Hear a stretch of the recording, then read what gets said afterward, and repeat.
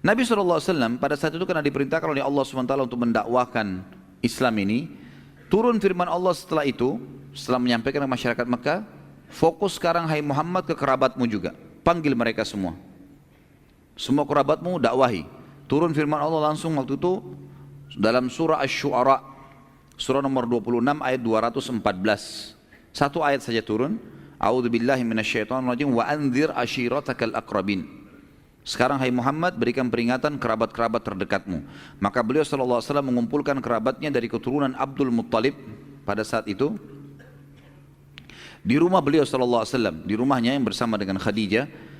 Sebelum beliau SAW bicara, waktu sudah kumpul semua kerabatnya, diundang Nabi SAW siapin makanan, undang mereka.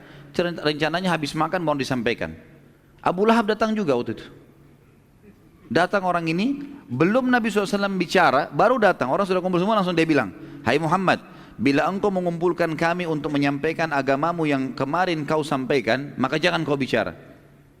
Ini perasaan dia seorang paman, maka harus ponakannya dengar. Ini satu hal yang buruk ya. Nah, banyak orang begitu. Ada orang tua, ada paman, kadang-kadang walaupun ponakannya itu benar, atau anaknya benar, dia nggak mau dengar. Ini kebodohan ini ya. Tidak benar seperti ini. Harusnya kita bijaksana kalau itu benar, walaupun dari lisan anak kecil kita harus dengar. Mungkin seseorang minum berdiri, lalu anaknya mengatakan, ayah jangan minum berdiri. Benar. Oh ya nak, terima kasih. Mestinya begitu. Ah kamu anak kecil ngerti apa? Tidak boleh. Menolak kebenaran, gitu kan? Ini bahaya ya, tidak boleh sama sekali. Abu Lahab begitu prinsipnya. Dia menganggap Nabi SAW ponakan. Ponakan berarti harus lebih di bawah. Mau lebih pintar, mau apa nggak penting. Gitu. Maka dia ribut. Nabi SAW pun akhirnya melihat kejadian tersebut. Nabi tidak mau bicara. Sudahlah, silakan makan semuanya. Habis makan bubar. Nabi SAW akhirnya mengundang beberapa hari lagi kemudian seluruh kerabat kecuali Abu Lahab. Dalam buku itu, semua datang silakan, dikirimin undangan kecuali orang ini, jangan diundang. Waktu semuanya datang, habis makan, Abu Lahab nggak tahu berita nih. Nabi SAW sampaikan saya begini, saya utusan Allah, turun firmannya Allah, saya telah ketemu sama Jibril, diceritakan semua panjang lebar. Dan yang pertama masuk Islam adalah Sofia radhiyallahu anha, tante Nabi SAW yang mulia, ibunya Zubair bin Awam. Gitu kan. Dakwah Islam makin menyebar pada saat itu. Setelah kerabat-kerabat Nabi SAW ada yang terima, ada yang tidak. Tapi yang disebutkan dalam buku sejarah pada saat pertemuan itu yang langsung mengucapkan syahadat adalah Sofia. Gitu. Apalagi anaknya Zubair sudah masuk Islam sebelum ibunya. Tadi di tangan Abu Bakar kan gitu. Dakwah Islam menyebar teman-teman sekalian pada saat itu di Mekah dan sangat cepat sekali. Ya. Tapi kebanyakan yang memeluk ini adalah orang-orang yang miskin dan kalangan-kalangan di bawah gitu. Terutama dari hamba sahaya.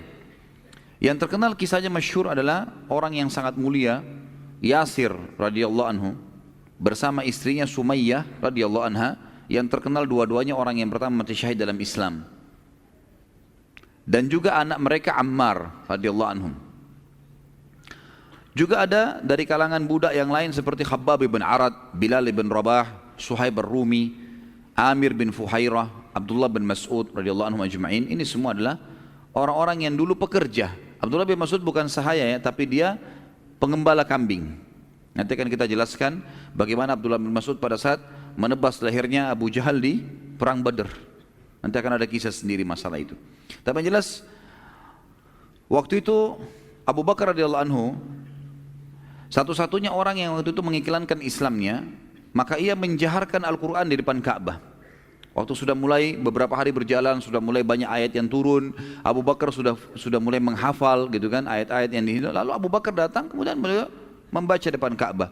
Maka mendengar bacaan tersebut orang-orang Quraisy datang mengeroyokinya sampai darah memenuhi wajahnya radhiyallahu anhu, tapi beliau tidak berhenti membaca sampai selesai surahnya. Abdullah bin Mas'ud juga begitu. Sahabat Nabi yang mulia ini, beliau pengembala kambing dan orangnya sangat kurus, kecil, Abdullah bin Mas'ud ini. Sampai-sampai teman-teman sekalian, saking kurusnya Abdullah bin Mas'ud ini, sampai nanti waktu sudah hijrah di Madinah, satu waktu beliau pernah naik ke atas pohon kurma, kemudian ditiup oleh angin. Akhirnya kainnya di bagian bawah tersingkap, menyingkap pahanya. Saking kecilnya betisnya sampai sahabat tertawa. Spontan mereka tertawakan, bukan niat mengolok ya. Karena tiba-tiba lihat kok lucu, kecil sekali gitu. Akhirnya diketawain. Apa yang dilihat teman-teman sekalian? Kata Nabi SAW dalam hadis sahih, apakah kalian menertawakan kecil betisnya Ibnu Mas'ud? Demi Allah, betis Ibnu Mas'ud itu ditimbangan pada hari kiamat lebih berat daripada gunung Uhud. Apa yang Abdullah bin Mas'ud lakukan teman-teman sekalian? Orang yang kurus kecil badannya baru menghafal surah Ar-Rahman sebagian ayatnya. Dihafal, turun pada saat itu, kemudian dia mulai hafal beberapa ayat. Lalu dia tidak disuruh apa-apa nih. Dia datang ke dekat Ka'bah, cari batu yang tinggi, duduk, baca dengan suara keras. Orang-orang Quraisy lihat Abdullah bin Mas'ud pengembala kambing, bagi mereka ini rendah sekali. Langsung datang dikeroyokin, digebukin, dikeroyokin luar biasa sampai berdarah-darah. Dia nggak berhenti, sampai dia berhenti di hafalannya.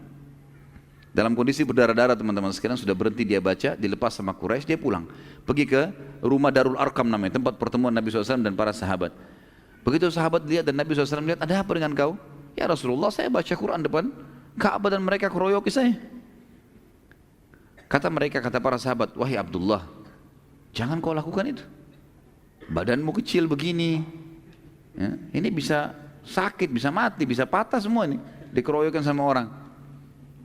Rasulullah SAW juga mengatakan, wahai Ibnu Mas'ud, jangan kau paksakan dirimu. Kata dia, ya Rasulullah, kalau anda mau suruh saya, besok saya kembali baca lagi. Jadi subhanallah, keimanan itu kalau memang orang pepatah bahasa Arab mengatakan ya, kekuatan itu ada di hati manusia, bukan di fisiknya. Kalau hatinya kuat seperti baja teman-teman sekalian, makanya iman itu dalam hati. Kalau hati buat seperti baja, biar badannya kurus nggak penting itu. Ada orang subhanallah badannya seperti gentong besarnya, tapi hatinya kecil, ciut, gitu. Disentil sedikit sudah nangis, gitu kan. Ada nanti di perang Uhud kisah Julaibib, sahabat Nabi yang kecil sekali badannya sampai Nabi angkat dengan satu tangan untuk lihat jenazahnya, tapi dia membunuh 9 orang Quraisy, ya, mati di tangannya dia. Jadi keberanian dan kekuatan itu di hati seseorang, gitu, bukan di fisiknya. Pada saat dakwah mulai gencar teman-teman sekalian, maka pemuka-pemuka Quraisy tidak dapat menerima lagi perlakuan para sahabat yang terus-menerus berdakwah, dan bagi mereka, mereka anggap para sahabat mencaci maki Tuhan-Tuhan mereka. Padahal mungkin sahabat-sahabat bukan mencaci maki ya. Para sahabat tidak mencaci maki, para sahabat cuma mengatakan, untuk apa kalian sembah berhala ini? Batu, kalian yang pahat, kalian yang ukir, kalian yang taruh, kalian yang kasih nama, ngapain disembah? Kalian tahu kan ada Tuhan namanya Allah? Kembali ke Allah saja, juga makhluknya Allah. Mereka anggap itu mencaci maki Tuhan mereka. Lalu mereka mendapati ternyata yang menjadi penolong utama Nabi SAW adalah pamannya Abu Talib. Abu Talib pasti kadang kafir pada saat itu, tapi Abu Talib melindungi Nabi SAW. Dan mereka menyerang Nabi nggak berani, karena tradisi di zaman waktu itu, kalau ada satu orang diganggu, maka sukunya semua membelanya. Maka yang terjadi teman-teman sekalian, mereka datang kepada Abu Talib berkata, wahai Abu Talib, ponakan anda ini sangat mengganggu kami. Sementara ia berada dalam naungan anda, kami minta biarkan kami yang mengadilinya atau anda yang memberhentikannya. Abu Talib menjawab, tidak mungkin, itu ponakan saya, jadi tidak boleh ada yang ganggu. Ganggu perang suku nih, nggak bisa. Baiklah, Abu Talib ini belum tahu ya, apa yang didakwakan Nabi SAW belum disampaikan oleh Nabi SAW ke Abu Talib ini. Maka berpencarlah orang-orang Quraisy dengan kekecewaan, namun karena Nabi SAW terus saja gencar berdakwah, tiap hari masuk, dan mereka menganggap itu mencaci maki Tuhan-Tuhan mereka, hanya mereka ketemu lagi sama Abu Talib yang kedua kali, mereka mengatakan hal yang sama dengan sebelumnya, dan mereka bilang, kami sudah tidak sabar nih Abu Talib. Melihat keadaan sudah memanas, dan Quraisy sudah mengatakan, kalaupun kamu mau perang Abu Talib, kami siap berperang.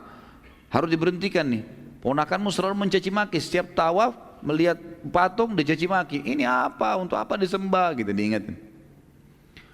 Maka Nabi SAW pun dipanggil oleh Abu Talib. Kemudian mulailah Abu Talib bertanya, apa sebenarnya yang sedang kau bawa ini hai ponakanku?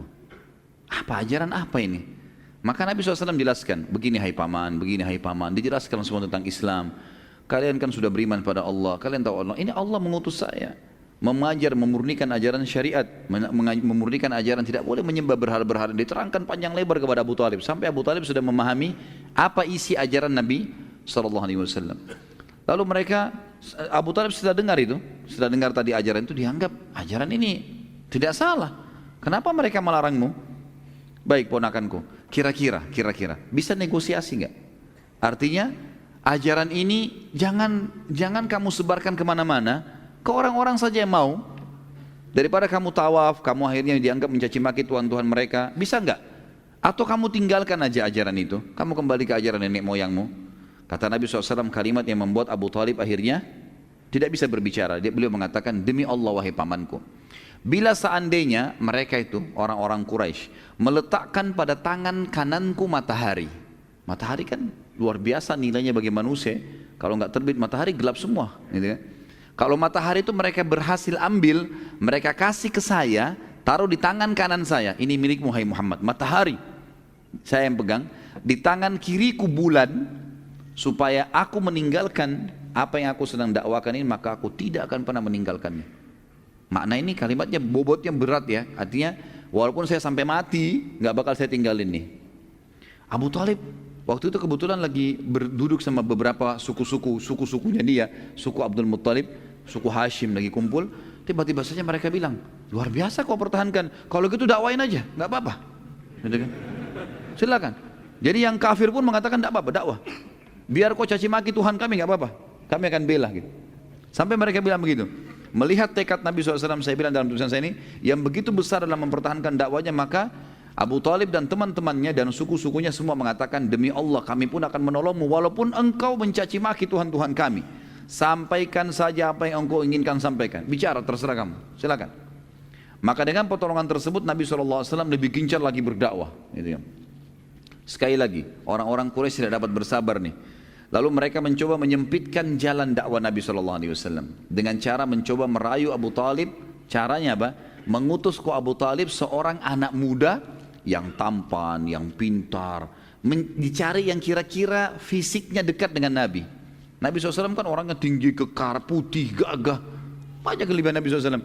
Mereka cari siapa kira-kira yang anak muda Mekah yang mirip seperti itu. Ditemukanlah seseorang yang mirip, tapi tentu jauh lah ya. Namanya Amarah bin Walid. Amarah bin Walid ini terkenal sekali, ayahnya tokoh Quraisy, orang kaya raya, jarang keluar. Kalau dia keluar jadi perhatiannya orang. Di rumah kalau keluar pakai baju bagus, wangi, tampan, segala macam. Orang semua jadi bicara tentang Amarah bin Walid ini.